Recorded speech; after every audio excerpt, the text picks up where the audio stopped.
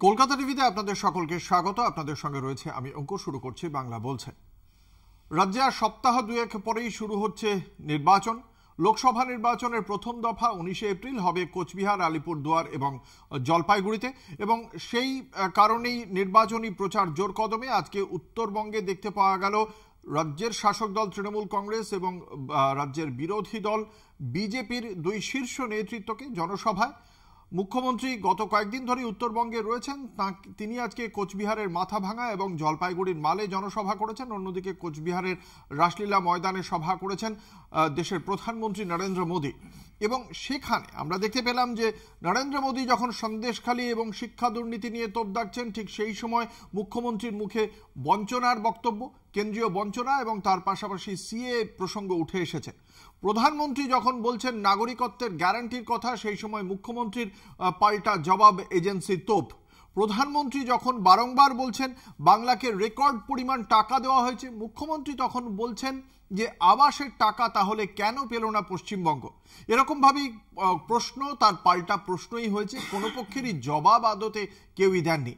অন্যদিকে আমরা দেখতে পেলাম আজকে এরই মধ্যে একটি গুরুত্বপূর্ণ প্রশ্ন তুলে দিলেন রাজ্যের মুখ্যমন্ত্রী। গত কয়েকদিন আগেই ঝড়ের তাণ্ডব দেখেছে উত্তরবঙ্গ, এবং সেই ঝড়ের তাণ্ডবে বহু মানুষের জীবন ছারখার হয়ে গিয়েছে।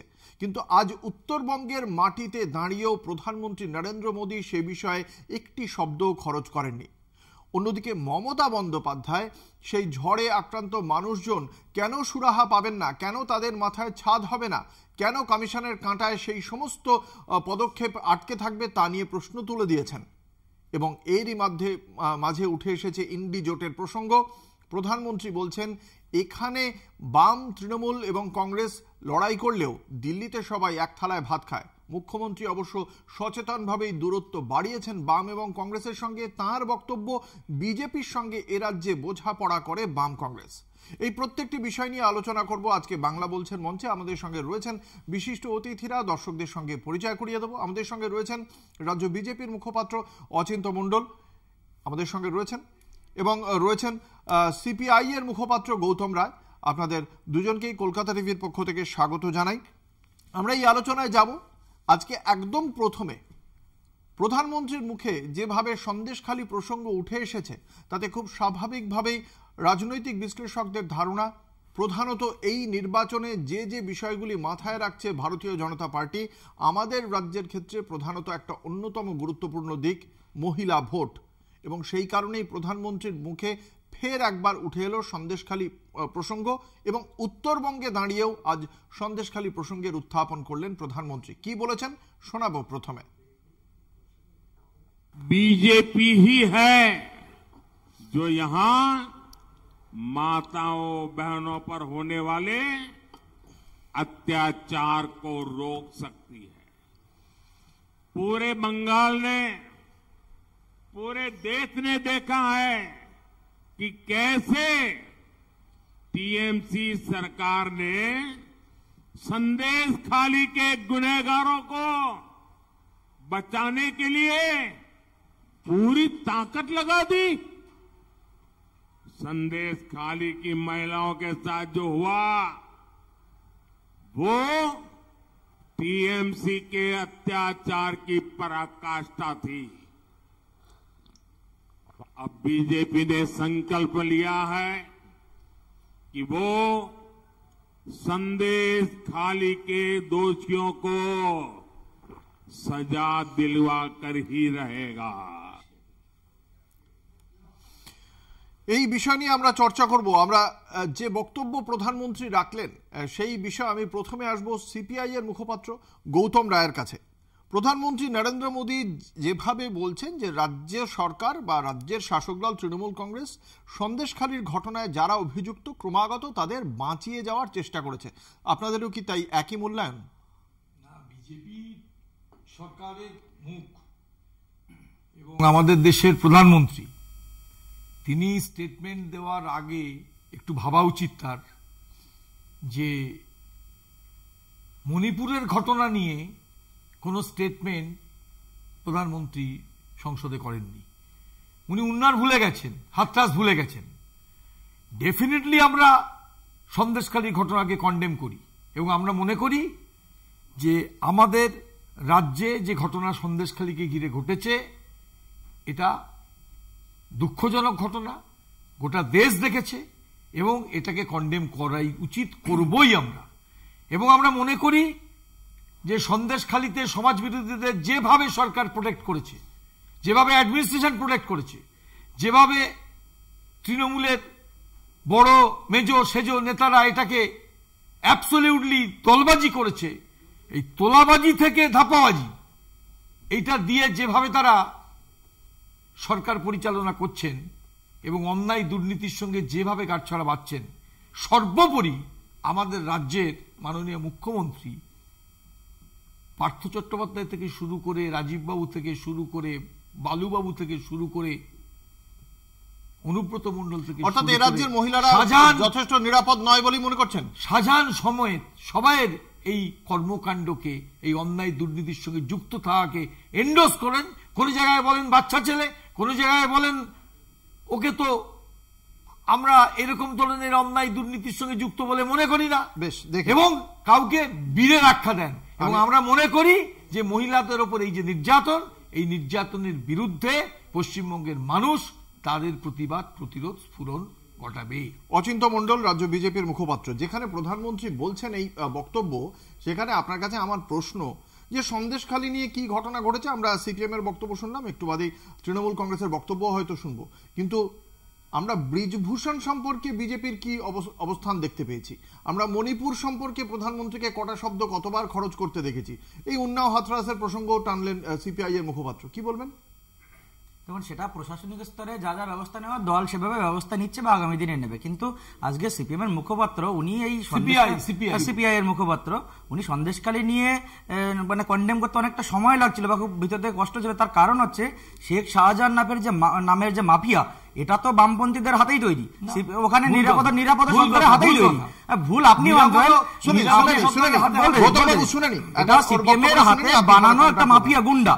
আজকে সেটা পরবর্তীতে তৃণমূল হয়েছে, সেখানে যে মা বোনেদের উপর অত্যাচার হয়েছে, শুধুমাত্র মা বোনেদের নয়, আজকে মিডিয়ার মাধ্যমে সবার কাছে একটা প্রশ্ন, ওখানে প্রত্যেকটা বাড়িতে মহিলারা রয়েছে কিন্তু কোনো বাড়িতে পুরুষ দেখা যায় না। এটা কেন আপনারা মিডিয়ারা ভেবে দেখেছেন? তার কারণ হচ্ছে ওখানে পুরুষরা মানে শুধুমাত্র এই সরকার বিরোধী রাজনৈতিক দলের যারা কর্মী, তাদের উপর এত পরিমাণ অত্যাচার হয়েছে, মেরে ওই নদীতে খুন করে ভাসিয়ে দেওয়া হয়েছে, এমন অনেক অত্যাচার ঘটেছে যারা বাড়ি পর্যন্ত থাকতে পারে না। আজকে তারা বহু রাজ্যে বা রাজ্যের বহু অন্যান্য জেলায় বসবাস করে কিন্তু সন্দেশখালীতে থাকতে পারে না। আজকের ওখানে যে মহিলারা বেরিয়ে এসে অত্যাচার করেছে, কোনো পুরুষকে দেখা যাচ্ছে না। আমি নিজে ওই সন্দেশখালীতে কয়েকবার গিয়ে দেখেছি, এটা পুরুষ শূন্য গ্রাম। সুতরাং মানে আপনার কাছে সেই উত্তরগুলো তার মানে নেই, মানে তারপরে বলছি তারপরে প্রতিবাদ করার বলে 100 দিনে সন্দেশখালীটা তো আমরা জানি, আপনার কাছে যে প্রশ্নটা এক মিনিট বলছি, ওখানে মানে এই প্রতিবাদ করার পরে সেই মহিলাদের লক্ষ্মীর ভান্ডার টাকা আটকানো হয়েছে, সেই টাকা তারা আবার আন্দোলনে নেমেছে। সুতরাং তৃণমূল পার্টি মনে করে যে লক্ষ্মীর ভান্ডার নেই আপনার কাছে। যথেষ্ট সময় দিয়েছিলাম, একটা ছোট্ট বিজ্ঞাপনী বিরতিতে যাচ্ছি, বিরতির পর ফিরে আসবো, সঙ্গে থাকুন। এরা এসে গেছে।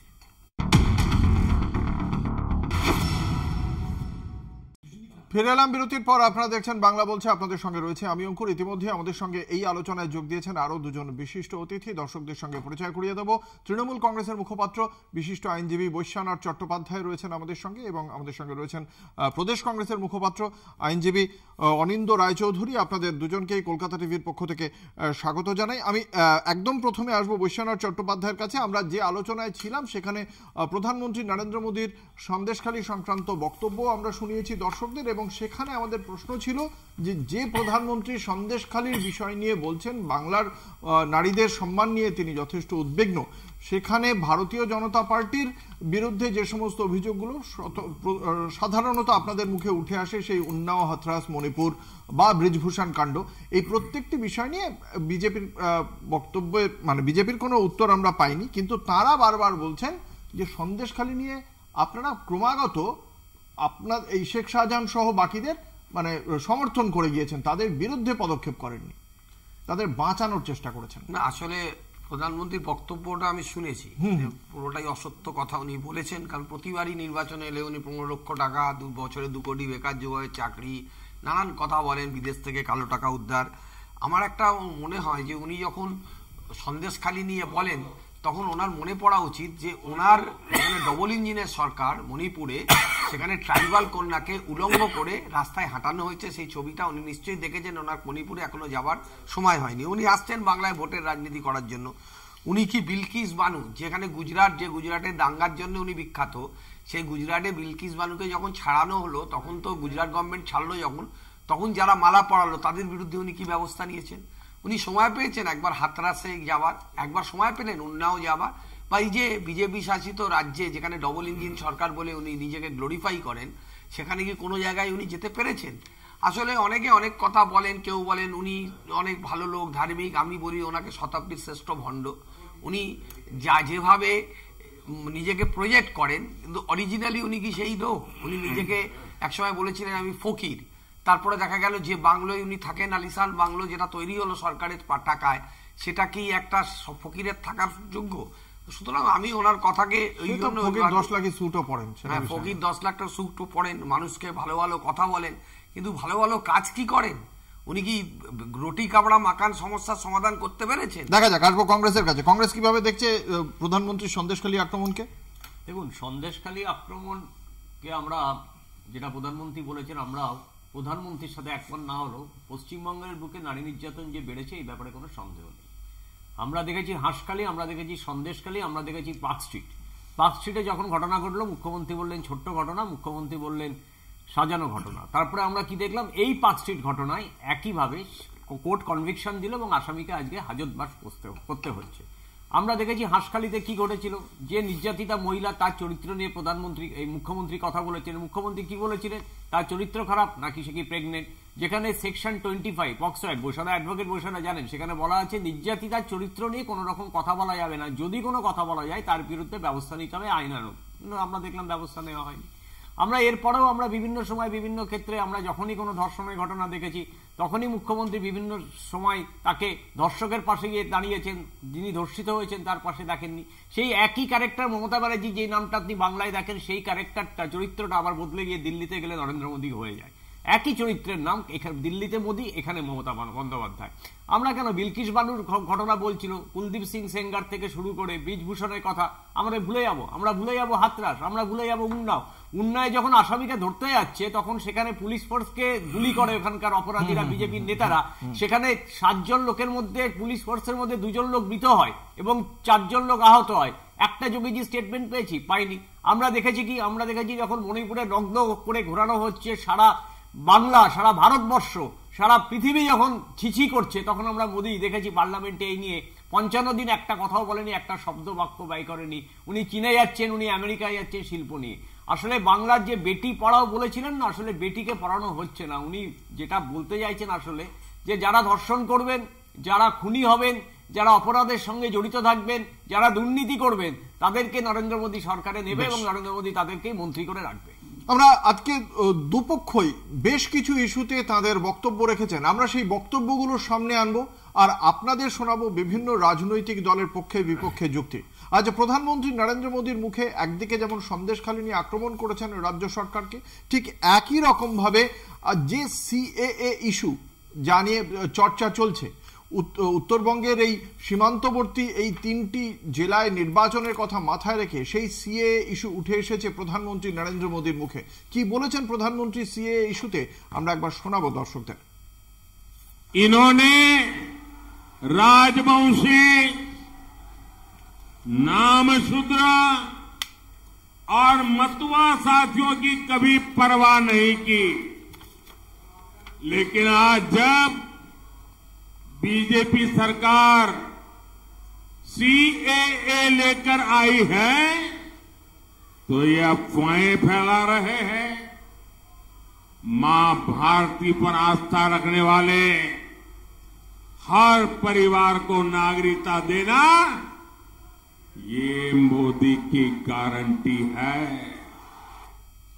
নাগরিকত্বের গ্যারান্টি দিচ্ছেন প্রধানমন্ত্রী নরেন্দ্র মোদী, কিন্তু এর বিরুদ্ধে পাল্টা যুক্তি মমতা বন্দ্যোপাধ্যায়ের মুখে। মমতা বন্দ্যোপাধ্যায়ের কি প্রশ্ন শোনাবো দর্শকদের।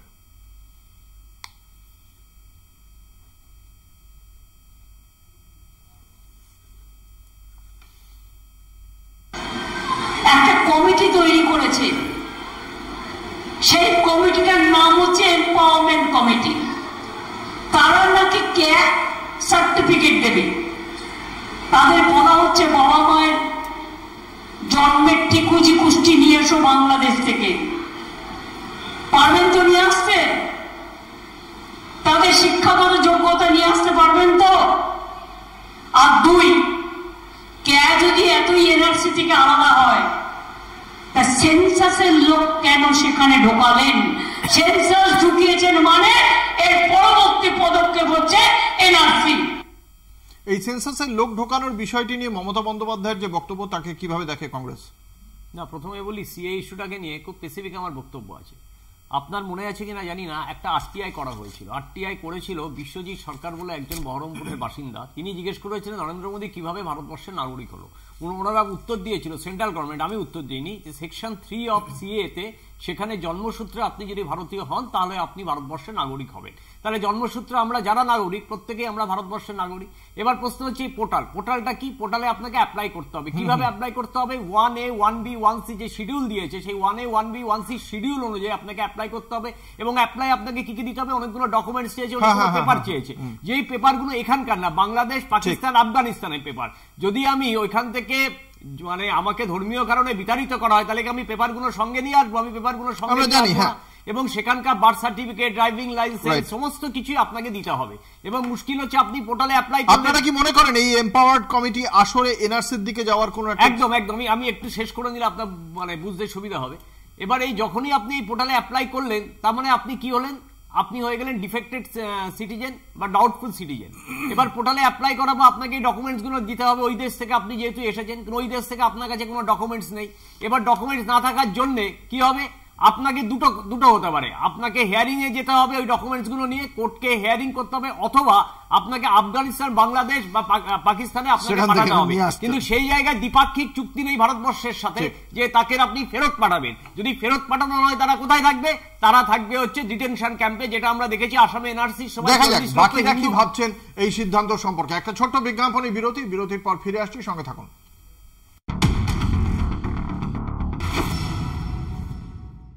ফিরে এলাম বিরতির পর। আপনারা দেখছেন বাংলা বলছে, আপনাদের সঙ্গে রয়েছে আমি অঙ্কুর। আসবো সিপিআই এর মুখপাত্র গৌতম রায়ের কাছে। মুখ্যমন্ত্রী বলছেন যে এই যে এম্পাওয়ার্ড কমিটি, এই কমিটিটা আদতে এনআরসির দিকে যাওয়ার একটা কৌশল। কিভাবে দেখছেন মুখ্যমন্ত্রীর এই বক্তব্য?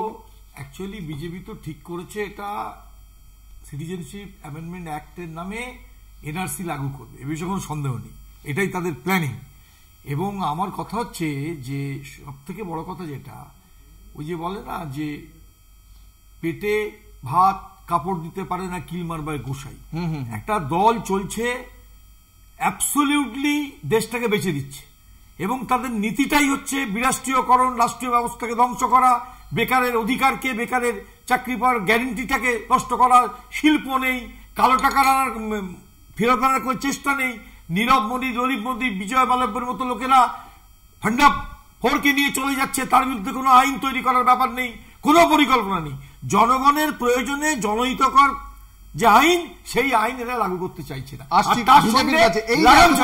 অচিন্ত, আপনার কাছে আমার প্রশ্ন, এই যে আজকে প্রধানমন্ত্রী বলছেন নাগরিকত্বের গ্যারান্টি দেওয়া হবে। কিসের নাগরিকত্ব? যে মুহূর্তে আমি ওখানে লিখছি যে আমাকে নাগরিকত্ব দেওয়া হোক, তার মানে তো আমি ওখানে প্রথম অ্যানাউন্স করছি যে আমি নাগরিক নই। আর আজকে আমি তাহলে প্রধানমন্ত্রী কার ভোটে তিনি মানে প্রধানমন্ত্রী হলেন? তাহলে আপনাদের এই যে বনগার শান্তনু ঠাকুর, তিনি কি নাগরিক? হ্যাঁ কি না? দেখুন, এইখানে নাগরিকত্ব নিয়ে বলতে গেলে অনেকগুলো তথ্য, অনেকগুলো বিষয় বলতে হবে। মাঝখানে একটু বলতে দেবেন, এটাই ফার্স্ট অনুরোধ। দেখুন, এখানে অনেকেই বলছে যে জন্মসূত্রে নাগরিক বা এই অত্যাচারিত হওয়ার ডকুমেন্ট বা নাগরিকত্ব দেওয়ার গ্যারান্টি, এই বিষয়গুলো শুরুতেই বলি যে যারা এখানে প্যানেলে আছে তারা অনেকে আইনজীবী আছেন, তারা ভারতবর্ষের আইন সম্পর্কে যদি জেনে থাকেন ভালো, না জেনে থাকলে তো আর কিছু বলার নেই। আর জেনে মিথ্যে কথা বললে সেটা অন্য জিনিস। সংবিধান বলছে 1971 সালের পরে যারা ওই 3টে দেশ থেকে এসছে তারা ভারতবর্ষে বৈধ নাগরিক না। এবার অনেকের কাছে ভোটার কার্ড, আধার কার্ড থাকতে পারে, কোনো নেতা মন্ত্রীকে বা কোনো প্রশাসনিক আধিকারিকদের টেবিলে তোলা দিয়ে টাকা পয়সা দিয়ে অনেক কিছু হতে পারে, সেটা হয়েছেও। এবার বিষয় হচ্ছে জন্মসূত্রে নাগরিক, যেটা দাদা বললেন, উনি ভালো করেই জানেন 1987 সালের পরে যদি কেউ ভারতবর্ষে জন্মায়, তার বাবা মা দুজনেই যদি ভারতের বৈধ নাগরিক না হয়, একজন হলেও না, দুজনেই বৈধ নাগরিক হতে হবে, তবেই সে ছেলেমেয়েরা বৈধ নাগরিক হবে। আজকে ভারতবর্ষে জন্মালো মানেই বৈধ নাগরিক, এরকম ভারতবর্ষের সংবিধান মান্যতা দেয় না। আপনারা মঞ্চে উঠে অনেক ভাষণ দিতে পারি। এখন আমাদের যেটা আমরা যেটা আমাদের ঘোষিত অবস্থান যে যারা ওখান থেকে অত্যাচারিত হয়ে এসছে তারা 1971 সালে পরে আসলে আপনার কাছে ডকুমেন্ট রাখতে পারে, কিন্তু সংবিধান স্বীকৃতি দেয় না, সেটাকে সাংবিধানিক স্বীকৃতি দেওয়ার। এবার যিনি বলছেন যে ওখানকার অত্যাচারিত হওয়ার ডকুমেন্ট দেখাতে হবে, সেটা নিয়ে একটা লাইন খুব ভালো করে এক মিনিট আপনি অবশ্যই বলবেন, আপনিই বলবেন। আপনার আমার একটা বিষয় ক্ল্যারিফাই করার রয়েছে।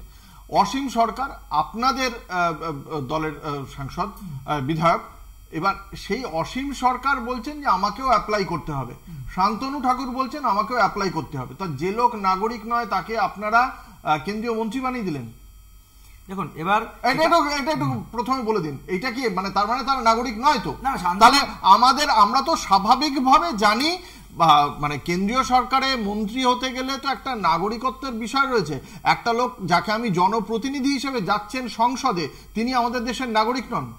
শান্তনু ঠাকুর এটা ক্লারিফাই করেছেন, ওনার ফ্যামিলি 1947 সালের আগে এসেছেন, সুতরাং উনি অটোমেটিক্যালি বৈধ নাগরিক। কিন্তু তাহলে উনি বলছেন কেন ওটা অ্যাপিল করবেন? যেহেতু মুখ্যমন্ত্রীর মতো একজন প্রশাসনিক প্রধান মানুষকে ভুল বুঝিয়ে যাচ্ছে, মিথ্যাচার করে বেড়াচ্ছে, সেজন্য মানুষকে মানে উদ্বাস্তু হিন্দুদেরকে তাদেরকে সাহস দেওয়ার জন্য উনি এই কথাটা বলেছেন। উনি যে মুহূর্তে অ্যাপিল করবেন তার মানেই তো উনি বলছেন আমি নাগরিক নই, আমায় নাগরিকত্ব দেওয়া হোক, তাই নয় কি? পুরো বিষয়টা আসছে। দেখুন উনি সাহস জোগানোর জন্য এটা বলেছেন, এবং সবাইকেই আমরা এখানে বলা হয়েছে যারা অত্যাচারিত হয়েছে একজন হিন্দুও সেখানে দেখুন এইখানে বাংলাদেশে আমাকে বলতে দিন এক minute when I am applying for a citizenship, তার মানে আমি প্রথমেই স্বীকার করে নিচ্ছি যে আমি নাগরিক নই। তো আপনি যদি বাংলাদেশের থেকে না এসে থাকবেন, যদি এখানকে, তাহলে আপনি অ্যাপ্লাই করার দরকার নেই। যদি আসেন আমি আসবো বৈশ্বনাথদার কাছে, বৈশ্বনাথদা একজন আইনজীবী, আমি শুনি, আমি আপনার যদি মনে হয় বৈশ্বনাথদার কথাটা ভুল, যুক্তিটা ভুল, একটা লাইন যিনি বলছেন অত্যাচারিত হওয়ার ডকুমেন্ট দেখাতে হবে, ওখানে আইনে লেখা আছে পারসিকিউশন আর ফিয়ার অফ পারসিকিউশন। এই ফিয়ার অফ পারসিকিউশনের মানে যদি উনি না বোঝেন তাহলে সেটা ওনার দায়িত্ব, কিন্তু বলা অচিন্ত শিলমোহরটা কে দেবে? অনিন্দ ওখানে অত্যাচারিত হয়ে এসেছে, এই শিলমোহরটা কে দেবে? শিলমোহর দেওয়া তখন আমি ভয়ের জন্য পালিয়ে এসেছি, আমার উপর অত্যাচারিত হতে পারে বা আমি হওয়ার ভয়ে পালিয়ে এসেছি। বৈশ্বনাথদার বক্তব্যটা শুনি। এই কথাগুলো শুনে মনে হচ্ছে দুরাত্মার ছলের অভাব হয় না, ঘুরে আসবে। এইটা একটা দেখে মনে হয়, আমি যতদূর জানি যে আমাদের দেশের যে নাগরিক আইন আছে সেটা 1955 সালে সিটিজেনশিপ অ্যাক্টটা তৈরি হয়েছিল। আজকে যারা ধর্মের ভিত্তিতে ভাগাভাগি করার চেষ্টা করছেন, 2019 সালে সিটিজেন অ্যামেন্ডমেন্ট অ্যাক্ট আনলেন। 1995 সালের যে আইন সেখানে কিন্তু ধর্মের ভিত্তিতে কথাটা ছিল না, 2019-এ ধর্মের ভিত্তিতে কথাটা উনি নিয়ে আসলেন। আর সেইটার রুল ফ্রেম যেটা করতে 6 মাস লাগে সেটা নিয়ে গেলেন 5 বছর, ঠিক নির্বাচনের সামনে এসে একটা মানুষকে প্ররোচনা দেওয়া, একটা মানুষকে ভোটের রাজনীতিতে এটাকে ব্যবহার করা। আমি একটা খুব কথা আপনাদের জানতে চাই, যে মানুষটি এখানে পড়লেন, স্কুলে কলেজে চাকরি করলেন, সন্তানের বাবা হলেন, বিবাহ করলেন, থাকলেন, তাকে যদি ফর্মে লিখতে হয় যে আমি দেশের নতুন নাগরিক হব, আমি দেশের নাগরিক নই, এই ডিক্লারেশন যদি তাকে দিতে হয়, এর থেকে দুঃখের কি জিনিস হতে পারে? শুধু ভোটের রাজনীতি করার জন্য এটা করেছেন। কিন্তু এবং বৈশ্বনাথ দা তো একজন আইনজীবী, ভারতবর্ষের আইন নাগরিকত্ব হওয়ার জন্য কিছু আইন কানুন আছে। এই 2019 সালে সিএ পাস হওয়ার আগে যারা বাংলাদেশ থেকে এসছে তাদের কি বৈধতা ছিল তাদের নাগরিকত্ব হওয়ার শর্ত কি ছিল? বৈশ্বনাথ একজন আইনজীবী হিসেবে আইনের উত্তর দেবেন, রাজনৈতিক উত্তর নয়। আমি যতদূর আমার জ্ঞান আছে যে ভারতবর্ষের যে নাগরিকত্ব আইন ছিল 1955 সালে যেটা তৈরি করা হয়েছিল, তাতে কোনো জায়গায় রিলিজিয়ানকে বেস করে এই আইন তৈরি করা হয়নি।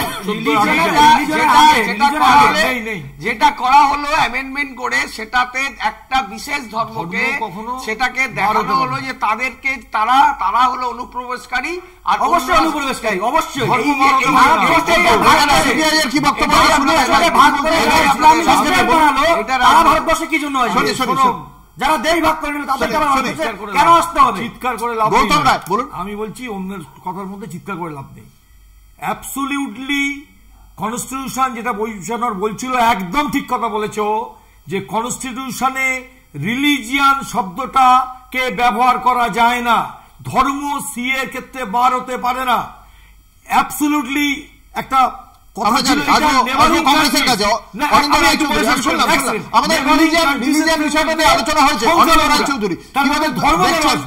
অচিন্ত না, আমি বলি 42nd অ্যামেন্ডমেন্টে ভারতের সংবিধানে সেকুলার আর সোশ্যালিস্ট কথাটা যুক্ত। এখানে ভারতের এবং ভারতের সংবিধানে আপনি যদি পড়েন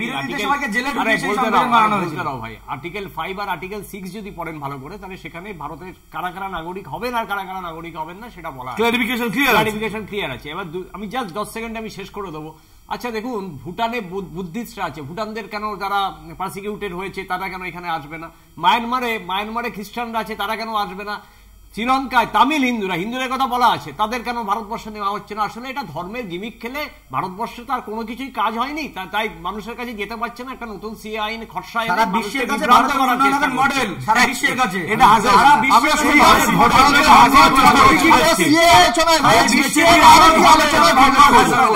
প্রধানমন্ত্রী নরেন্দ্র মোদী এবং মুখ্যমন্ত্রী মমতা বন্দ্যোপাধ্যায় দুজনের মুখেই উঠে এসেছে ইন্ডিয়া জোট প্রসঙ্গ।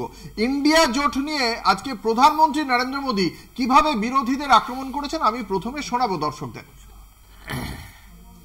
यहाँ टीएमसी, लेफ्ट और कांग्रेस वाले आपस में लड़ाई करते दिखते हैं, लेकिन दिल्ली में सारे एक साथ रहते हैं, एक ही थाली में खाते हैं।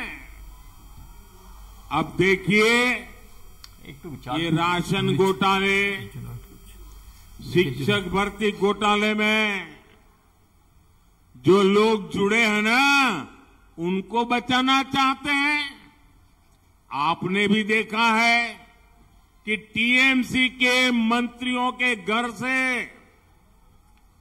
नोटों के ढेर निकले हैं। ये सब मिलकर इन लोगों को बचाना चाहते हैं जिन्होंने नौकरी के नाम पर ये मेरे परिवारजनों को धोखा दिया है। वे लोग उनको बचाना चाहते हैं। কি বলছেন এর জবাবে মমতা বন্দ্যোপাধ্যায়, রাজ্যের মুখ্যমন্ত্রী? ইন্ডিয়া জোট নিয়ে তার অবস্থান কি শোনাবো। মনে রাখবেন, বাংলা যদি বাঁচে তবে দেশ বাঁচবে। বাংলাই দেশ গড়ে দেবে। বাংলায় ইন্ডিয়ান অ্যালায়েন্সের নাম আমার দেয়া। সিপিএম কংগ্রেস যদি বলে ইন্ডিয়ান অ্যালায়েন্স, বাংলায় কোনো ইন্ডিয়ান অ্যালায়েন্স ওদের সাথে আমাদের হয়নি, দিল্লির সাথে হয়েছে। ওটার নামও আমার দেয়া, করে দেও আমার। তাই ওই ভাউতাবাজিকে প্রশ্রয় দেবেন না। এরা বিজেপির সাথে আন্ডারস্ট্যান্ডিং করে। মনে রাখবেন, বাংলা যদি বাঁচে তবে দেশ বাঁচবে। বাংলায় দেশ, অর্থাৎ এরা বিজেপির সঙ্গে আন্ডারস্ট্যান্ডিং করে। আমরা এই আলোচনায় আসবো এবং এই বিষয়ে ইন্ডিয়া জোটের সব শরিকেরই বক্তব্য শুনবো। একটা ছোট্ট বিজ্ঞাপনী বিরতি সময় হচ্ছে, ফিরে আসছি, সঙ্গে থাকুন।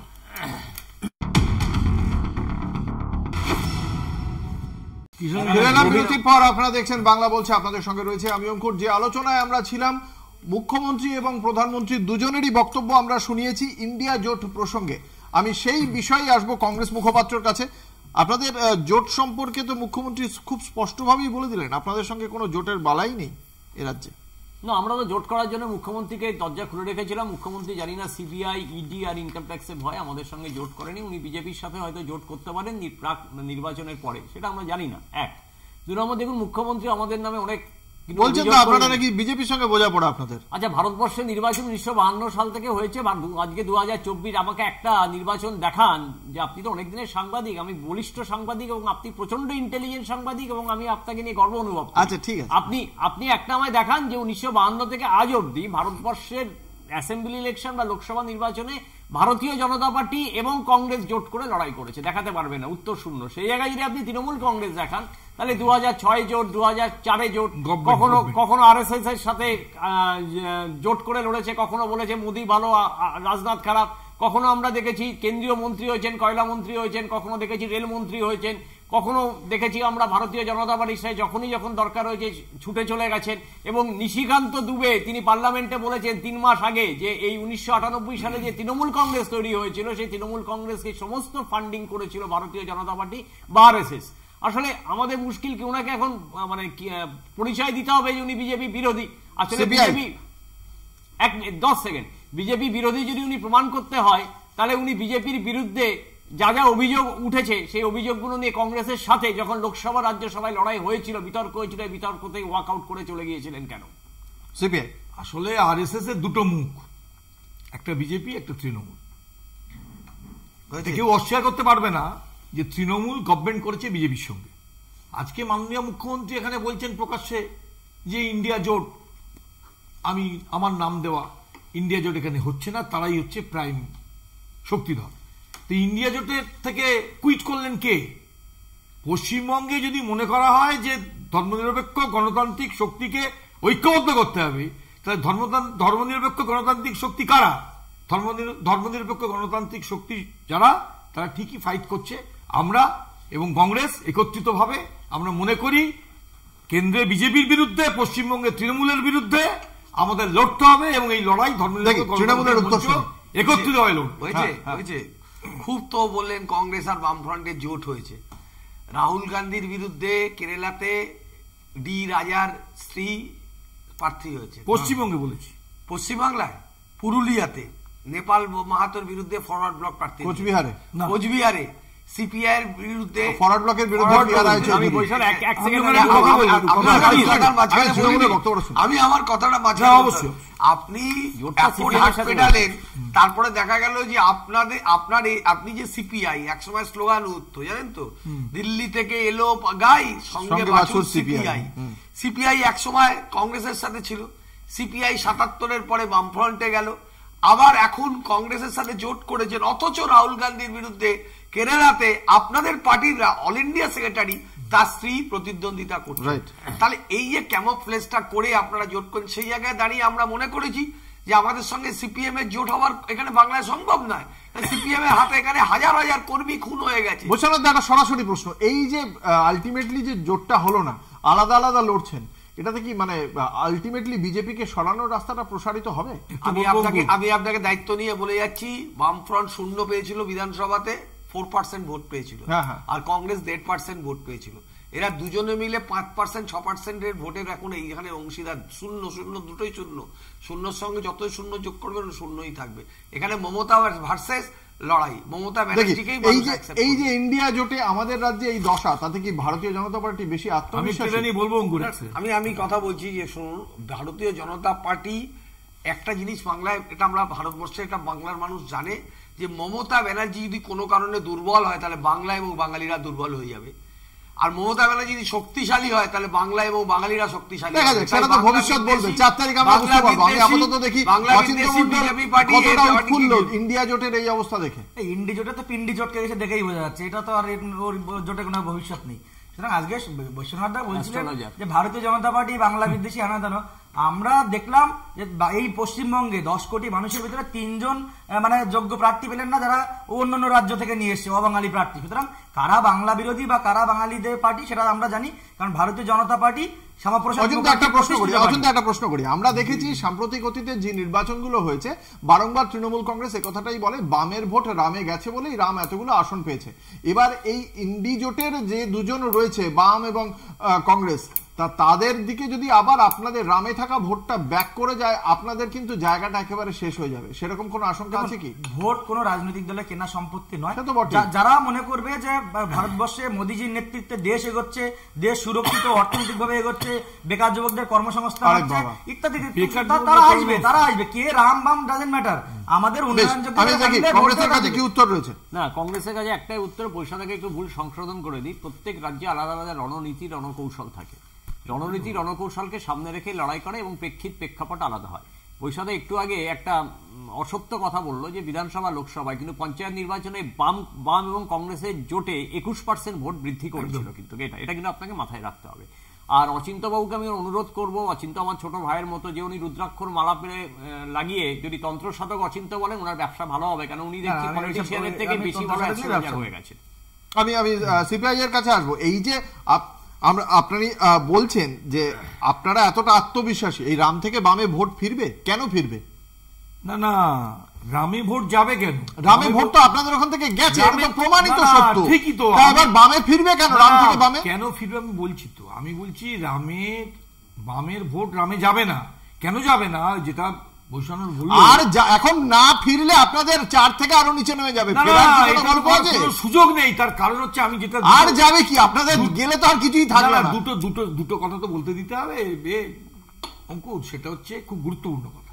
সেটা হচ্ছে বৈষ্ণব যেটা বললো, আমাদের জেনারেল সেক্রেটারির স্ত্রী অ্যানি রাজা দাঁড়িয়েছেন বিরুদ্ধে, বা রাহুল গান্ধী দাঁড়িয়েছেন অ্যানি রাজার বিরুদ্ধে। বিষয় হচ্ছে আমাদের খুব পার্টির লাইনটা খুব পরিষ্কার। আমি তোমাদের এই স্টুডিওতেও বারবার বলেছিলাম যে বিজেপির বিরুদ্ধে লড়াই মানে এই নয়। আমরা একবার অ্যানাউন্সমেন্ট করেছিলাম যে কেরালায় ইউডিএফের বন্ধুত্বপূর্ণ প্রতিদ্বন্দ্বিতা, সেই আমরা লড়ব। আপনারা লড়ুন।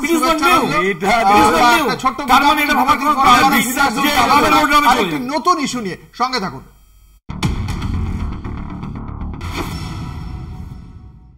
ফিরে এলাম বিরতির পর। আপনারা দেখছেন বাংলা বলছে, আপনাদের সঙ্গে রয়েছে আমি অঙ্কুর। যে আলোচনায় আমরা ছিলাম, দুই রাজনৈতিক দলের শীর্ষ নেতৃত্ব আজ বিভিন্ন বক্তব্য রেখেছেন এবং সেই বক্তব্যগুলোর থেকে যে ইস্যুগুলো উঠে এসেছে সেখানে একটা অন্যতম গুরুত্বপূর্ণ ইস্যু তৃণমূল কংগ্রেসের কাছে কেন্দ্রীয় বঞ্চনা, অন্যদিকে ভারতীয় জনতা পার্টির দাবি তারা বিপুল টাকা দিয়েছে। প্রধানমন্ত্রী নরেন্দ্র মোদী এই বিষয়ে তাঁর কি বক্তব্য আমরা প্রথমে শোনাব। पूरे देश में गांव की सड़क, नेशनल हाईवे, आधुनिक रेलवे, एयरपोर्ट, हर क्षेत्र में अभूतपूर्व काम हुआ है। लेकिन पश्चिम बंगाल को रिकॉर्ड पैसा देने के बावजूद टीएमसी सरकार की रोकटोक से प्रोजेक्ट समय पर पूरे नहीं हो पाते। আমরা শোনাবো কি বলেছেন মমতা বন্দ্যোপাধ্যায়।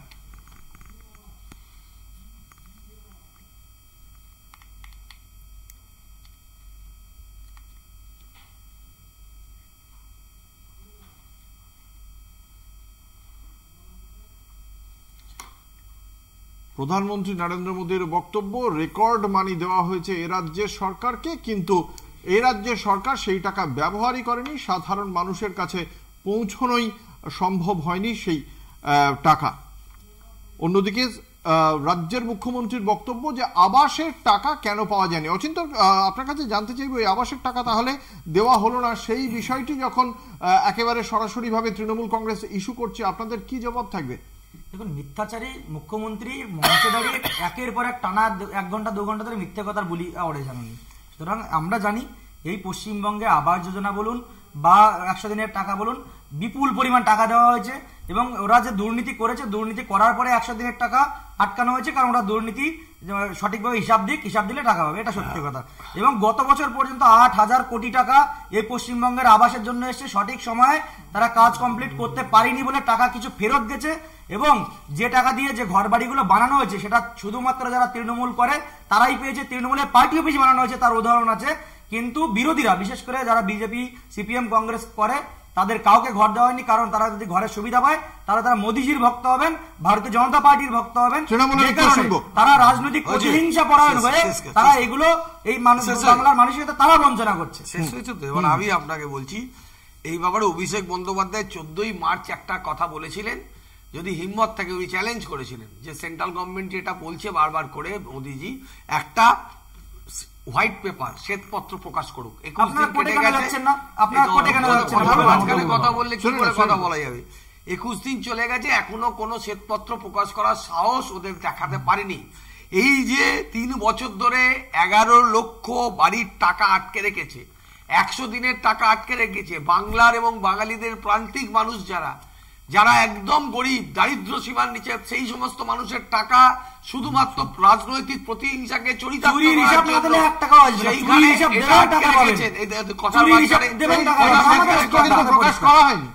আমি একটা কথা বলছি, ঘটনা হলো যে মানে প্রধানমন্ত্রী একটা হিপোক্রেট। এই জন্য আমি বলছি উনি দুর্নীতির বিরুদ্ধে লড়াই করছেন, মঞ্চে রাখছেন শুভেন্দু অধিকারীকে, যাকে হাতে করে টাকা নিতে দেখা গেছে। উনি হেমন্ত বিশ্ব শর্মাকে মুখ্যমন্ত্রী বানালেন অসমের, তাকে মঞ্চে নিয়ে উনি দুর্নীতির বিরুদ্ধে লড়াই করবেন। অজিত পাওয়ার যাকে নিজে বলেছিল যে চেক চাক্কা পিসিং করে ঢুকিয়ে দেবো জেলে, সে মহারাষ্ট্রের উদাহরণ দিচ্ছেন, আপনাদের পুরো দলটাই চোর, পুরো তৃণমূল এদের সম্পর্কে প্রধানমন্ত্রী বলেছিলেন অচিন্ত? ওয়াশিং মেশিন এর কথা কি বলা হয়েছিল? এখন ওয়াশিং মেশিন বলছেন আপনাদের কথা কি বলা হয়েছিল? এখন আসছে সব ওয়াশিং মেশিন। শুনি অচিন্ত, এদের সম্পর্কে তো বলা হয়েছিল চাক্কি পিসিং, নারায়ণ রানে, অজিত পাওয়ার, ছগন ভুজবল, হেমন্ত বিশ্ব শর্মা, এদের সম্পর্কে তো বলা হয়েছিল। ভারতীয় জনতা পার্টিতে আসার পরে যদি কেউ একটা অন্যায় করে থাকে আপনি একেবারে সমর্থন করছেন যে ভারতীয় জনতা পার্টিতে আসলে সবাই সাধু হয়ে যায়। দেখুন আমাদের যাই করুক একটা নীতি আদর্শগত দল, এটা মানে কি আদর্শ? এখানে করাপশনের কোনো জায়গা নেই, দলে কিছু কিছু চোর গুন্ডা বিজেপির মুখপাত্র বলছেন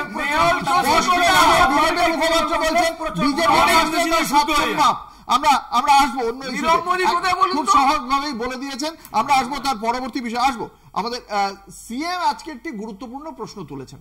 আজকে যেখানে এত বড় একটা ঝড় হলো, যেখানে এত মানুষের তাণ্ডব আমরা দেখতে পেলাম, মানে এত মানুষের ঘর দোর সমস্ত ভেঙে গেল, সেখানে প্রধানমন্ত্রী নরেন্দ্র মোদী গেলেন কিন্তু একটি শব্দ খরচ করলেন না সেই ঝড় নিয়ে।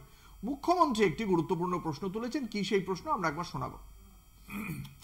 এই যে ক্ষতি হয়েছে 5000 বাড়ির, আমরাই করে দেব, শুধু ইলেকশন কমিশনের কাছে রিকোয়েস্ট আছে, এটাকে ঝুলিয়ে রাখবেন না।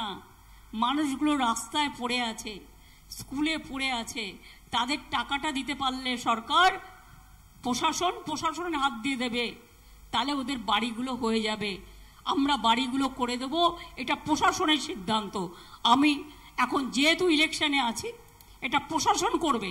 কেন আটকে রেখেছেন? কেন আটকে রেখেছেন? বিজেপি বলবে তারপরে ছাড়বেন? তো বিজেপিতে বলছে 100 দিনের টাকা দেবে না, দেয়নি। সিপিআই এর কাছে আসবো। মুখ্যমন্ত্রীর এই যে আবেদন কমিশনের কাছে, যে কমিশনের কাঁটা এই মুহূর্তে রাজ্য সরকার অ্যানাউন্স করতে পারছে না, এইটার যৌক্তিকতা আপনারা কতটা দেখতে পাচ্ছেন? না, অ্যাবসলিউটলি কোড অফ কন্ডাক্ট শুরু হয়ে গেছে। হ্যাঁ হ্যাঁ, আদর্শ আচরণবিধি এখন স্বাভাবিকভাবে নির্বাচনকে কেন্দ্র করে নির্বাচন আদর্শ আচরণবিধিটা লাগু হয়েছে। এটা তো অ্যাবসলিউটলি আপন দি ইলেকশন কমিশন উইল জাজ। তার মানে ইলেকশন কমিশনের এটা করা উচিত। হ্যাঁ, এই বিষয়ে আমার দুটো বক্তব্য আছে, অ্যাবসলিউট 2 লাইনে বক্তব্য। ভোটকে কেন্দ্র করে এই যে ঘটনাটা ঘটছে, এটা গিমিক ছাড়ার কিছু না। বাংলার মানুষ 100 দিনের কাজে টাকা পাননি। আমি 100 দিন না, আমি গৌতম দা, আমি আপনার কাছে জানতে চাইছি, ঝড় নিয়ে ইলেকশন কমিশনের কাছে যে আবেদন, সেই আবেদনকে যৌক্তিক বলে মনে করেন না? না, এটা ইলেকশন কমিশনের বিষয়। না, ইলেকশন কমিশনের কাছে মমতা ব্যানার্জি বলছেন এই টাকাটাকে ডিসবার্স করতে পারেন। আপনারা কি মনে করেন এটা সঠিক? আমরা মনে করি চিফ মিনিস্টারের এই অ্যাপিলটা যদি নির্বাচন কমিশন ভেবে দেখেন, কোনো তাতে অসুবিধা কিছু নেই। মানুষ অসুবিধা আছে, দুর্ভোগে আছে, কষ্টে আছে, তারা যদি এই মুহূর্তে একটা রিলিফ পায়, সেটা যদি নির্বাচন কমিশন পারমিসেবল মনে করে, উই ক্যান। এটা নিয়ে কংগ্রেস কি মনে করে? এটা কোনো সমস্যা নেই। কি সমস্যা আছে? কিন্তু আমি যেটা বলতে চাইছি,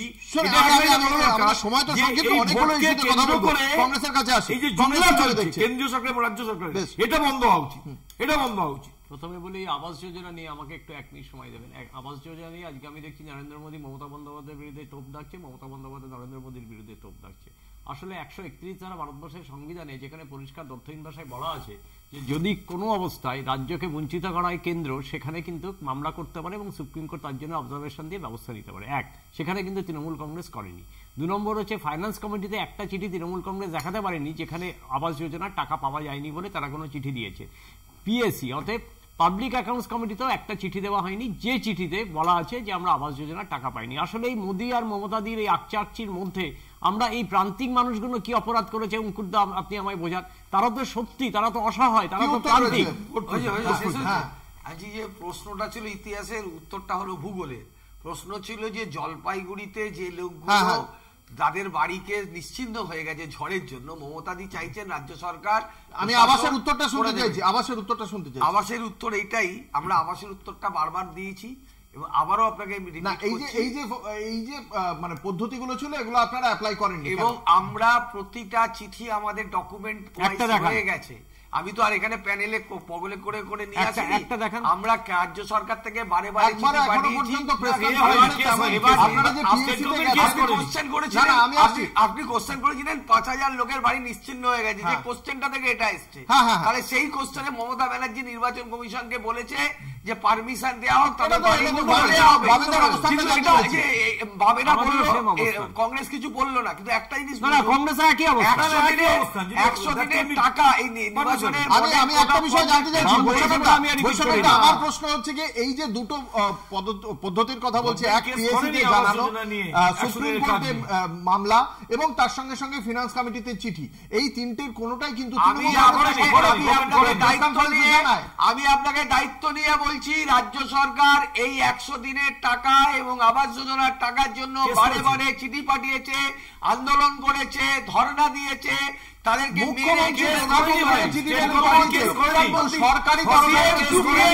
কত হয়েছে বারবার। আমরা এক একটা বিষয় আলোচনায় যাচ্ছি, আমরা একটা ছোট্ট বিজ্ঞাপনী বিরতির পর আবারও ফিরে আসবো, সঙ্গে থাকুন।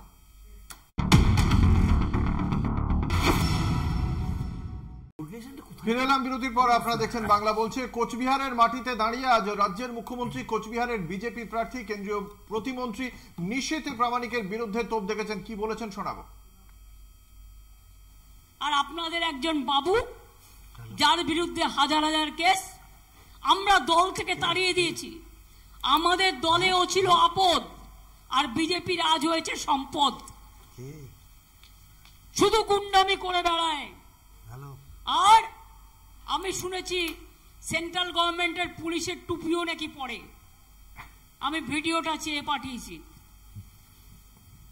4-5 গাড়ি পুলিশ নিয়ে ঘুরে বেড়ায়। কদিন আগে উদয়ন গুহকেও অ্যাটাক করেছিল, উদয়নের গুহর গাড়িতে অ্যাটাক হয়েছে। আমরা শুনবো নিশীথ প্রামাণিক কি জবাব দিয়েছেন।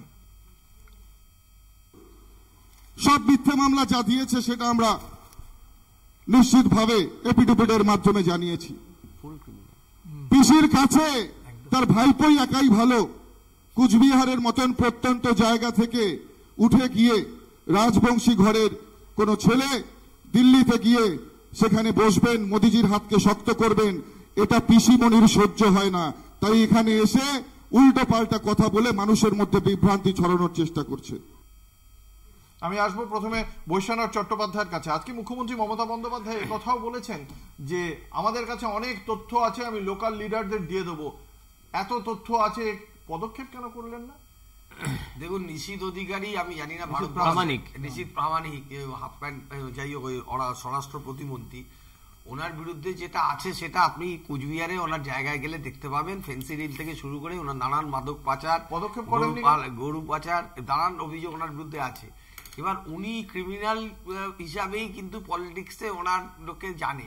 এবার উনি এখন নিজেকে একটা দাড়ি টাড়ি রেখে উনি নিজেকে একটা সাধু পুরুষ পদক্ষেপ কেন করেনি রাজ্য সরকার? ওনার বিরুদ্ধে মামলা পেন্ডিং আছে, ক্রিমিনাল কেসেস পেন্ডিং আছে। আপনি খবর নেবেন, ওনার যে হলফনামা জমা দিয়েছে, হলফনামায় দেখবেন হাউ মানি নাম্বার। অচিন্ত্য মণ্ডল এমন একজন ব্যক্তিকে কেন প্রার্থী করলেন? যতদিন পর্যন্ত নিশীথ প্রামাণিক বাবু তৃণমূলে ছিলেন একদম দুধে ধোয়া পরিষ্কার। যেদিন থেকে বিজেপিতে আসলেন তার বিরুদ্ধে শয়ে নয় হাজারে হাজারে কেস শুরু হলো এই তৃণমূলীদের দ্বারা। সুতরাং আজকের তৃণমূলে থাকাকালীন রাজনৈতিক প্রতিহিংসা পরায়ণ তাদের মনে হয়নি, কারণ নিজেদের দলে ছিল। যখনই এই যে আজকে নিশীথ প্রামাণিক দ্বারা বললেন যে একজন উত্তরবঙ্গের প্রান্তিক স্তরের পরিবার থেকে উঠে ভারতবর্ষের স্বরাষ্ট্র প্রতিমন্ত্রী হয়েছেন, এটা ওনার গাত্র দেওয়া হচ্ছে। উনি সহ্য করতে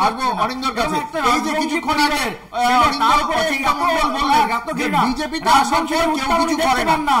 ঠিক আমরা দেখতে পাচ্ছি বিজেপিতে আসার পর কেউ কিছু করে না। যতদিন এইখানে ছিলেন এই নিশীথ প্রামাণিক ততদিন তিনি কিছু করেননি। যতদিন তৃণমূল কংগ্রেসে ছিলেন কোনো মামলা ছিল না। বিজেপিতে গেলেন 120টা মামলা অর্জুন সিং এর বিরুদ্ধে, আবার অর্জুন সিং চলে গেছেন। এমন একজন 120টা মামলা থাকা লোককে বিজেপি আবার ফিরিয়েও নিয়েছে। এই যে নিশীথ প্রামাণিক, অর্জুন সিং এর মতো যে সমস্ত ক্যারেক্টার রাজনীতিতে রয়েছে, তাদের সম্পর্কে কি মূল্যায়ন? দেখুন, বৈশাখা খুব ভয়ে আজকে নিশীথ প্রামাণিকের সম্পর্কে 2-1টি শব্দ ব্যবহার করলো। কেন বৈশাখা নিজেও জানে না কালকে তৃণমূল কংগ্রেস উনি জয়েন করার পর উপরে থাকবেন নিশীথ প্রামাণিক, নিচে বৈশাখা হাততালি দিতে হবে। 1 2 নম্বর হচ্ছে নিশীথ প্রামাণিকের বিরুদ্ধে 44টা এফআইআর থাকা সত্ত্বেও ভারতীয় জনতা পার্টি তাকে স্বরাষ্ট্রমন্ত্রীর প্রতিমন্ত্রী করে। আর উদয়ন গুহ একটা খুব ভালো পলিসি এনেছিল, দুয়ারে প্রহার, তখন উনি এমএলএ ছিলেন, যে দুয়ারে প্রহার পলিসি আনলো সঙ্গে সঙ্গে উনি মন্ত্রী হয়ে গেলেন।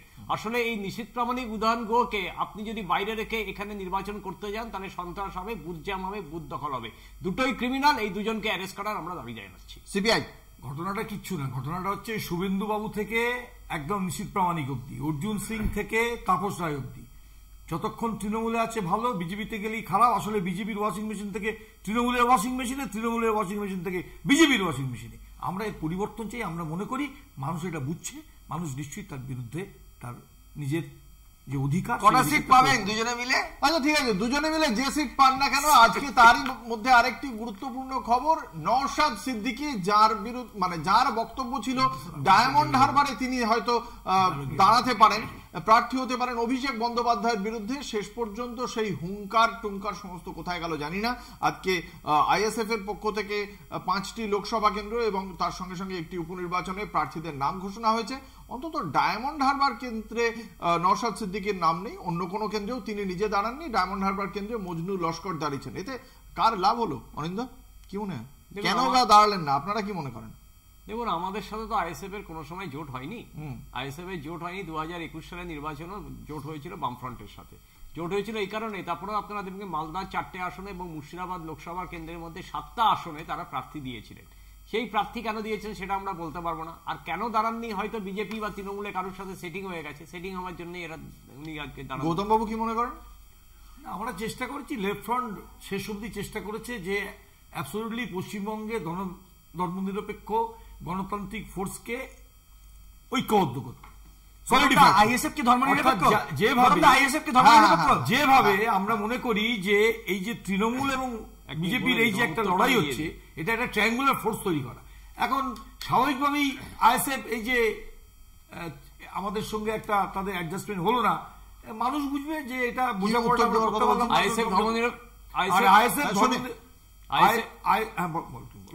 আইএসএফ ধর্মনিরপেক্ষ কেন তুমি এ কথা বলছো? তাহলে আইএসএফ যদি ধর্মনিরপেক্ষ না হতো তাহলে ইলেকশন কমিশন তাকে নির্বাচনে লড়ার সুযোগ দিত। আমি আসবো অচিন্ত মন্ডলের কাছে। দেখুন, সেকুলার নাম দিলেই আর তারা ধর্মনিরপেক্ষ হতে পারে না। আজকে তাদের বিজেপিকে আইএসএফ এর জন্য ওয়েট করছিল না, আমরা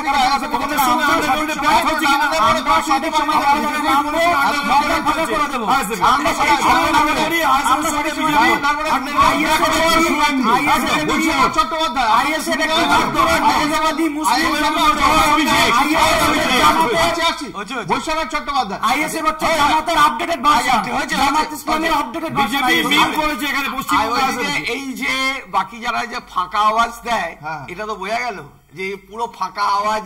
এই যে বিজেপিরও ফাঁকা আওয়াজ, বামফ্রন্টেরও ফাঁকা আওয়াজ, আইএসএফ এরও ফাঁকা আওয়াজ। এদের হিম্মত নেই ডায়মন্ড হারবারে কোন রকম ভাবে কোন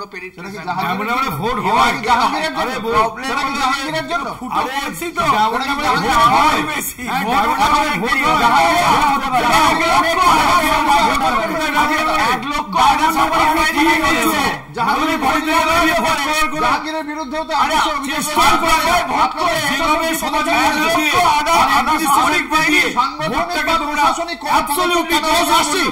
সাংগঠনিক বা প্রশাসনিক কোন পদক্ষেপ হয়নি কেন জাহাঙ্গীরের বিরুদ্ধে এত অভিযোগ?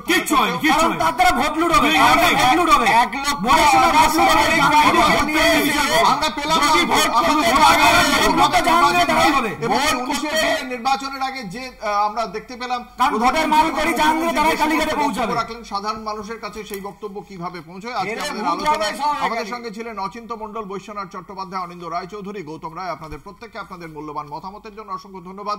শেষ করছি বাংলা বলছে, দেখতে থাকুন কলকাতা টিভি, রাত দিন 7।